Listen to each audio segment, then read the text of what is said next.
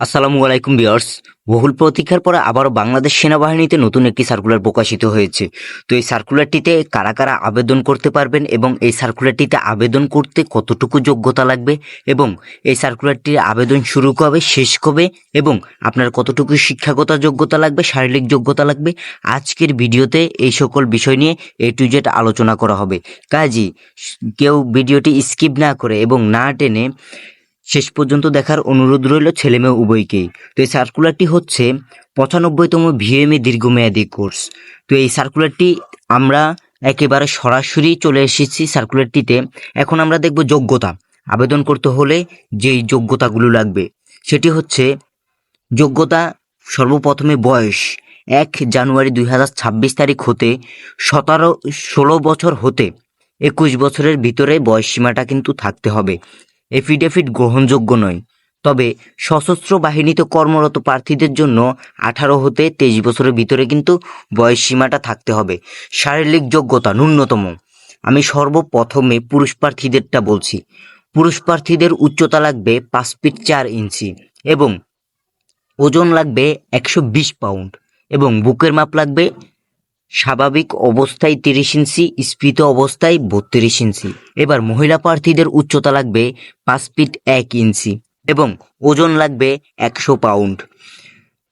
বুকের মাপ লাগবে স্বাভাবিক অবস্থায় 28 ইঞ্চি এবং স্ফীত অবস্থায় অর্থাৎ প্রসারণ অবস্থায় 30 ইঞ্চি।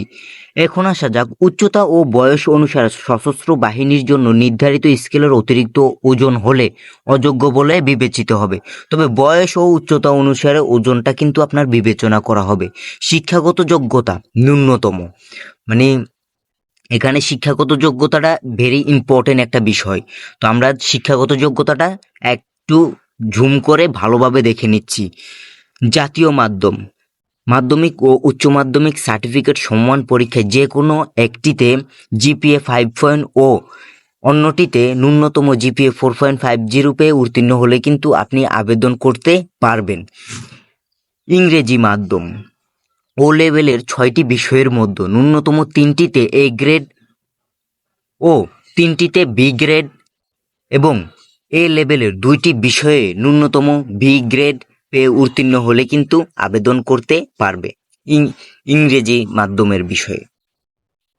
অথবা ও লেভেলের 6টি বিষয়ের মধ্যে ন্যূনতম 2টিতে A গ্রেড, 3টিতে B গ্রেড ও 1টিতে C গ্রেড এবং A লেভেলের 2টি বিষয়ের মধ্যে 1টিতে A গ্রেড ও 1টিতে B গ্রেড পেয়ে উত্তীর্ণ হলে আবেদন করতে পারবে। তবে এখানে একটা খুশির সংবাদ হচ্ছে 2025 সালে HSC A লেভেলের পরীক্ষার্থীগণ আবেদন করতে পারবে। এক্ষেত্রে প্রার্থীদের A গ্রেড ও 3টিতে B গ্রেড সমান ফলাফল থাকতে হবে।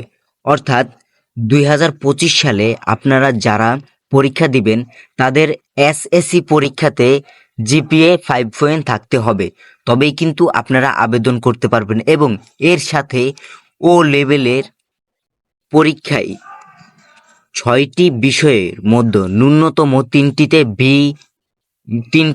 A গ্রেড ও 3টিতে B গ্রেড পেয়ে উত্তীর্ণ হলেই কিন্তু সমান ফলাফল থাকতে হবে। এখন আসা যাক বৈবাহিক অবস্থা। অবশ্যই আপনাকে অবিবাহিত হতে হবে এবং জাতীয়তা জন্মসূত্রে অবশ্যই বাংলাদেশি নাগরিক হতে হবে। এখন আসা যাক অযোগ্যতাটা আপনারা একটু দেখে নেবেন। অযোগ্যতা এটা সামরিক বাহিনীর ক্ষেত্রে সকলেই জানে। এখন আসা যাক যে আবেদন শুরু কবে শেষ কবে, এটা খুবই কিন্তু একটা ইম্পর্টেন্ট অর্থাৎ গুরুত্বপূর্ণ একটি বিষয়। আবেদন শুরু হচ্ছে 3 জানুয়ারি 2025, আবেদন শেষ হচ্ছে 21 মার্চ 2025, অর্থাৎ অনেক লম্বা একটি সময়।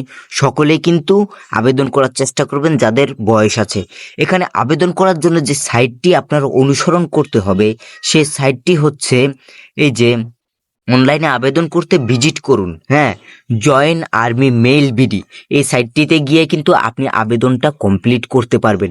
এই 95তম ভিএমএ দীর্ঘমেয়াদী কোর্সের এই ছিল আজকের A to Z আলোচনা।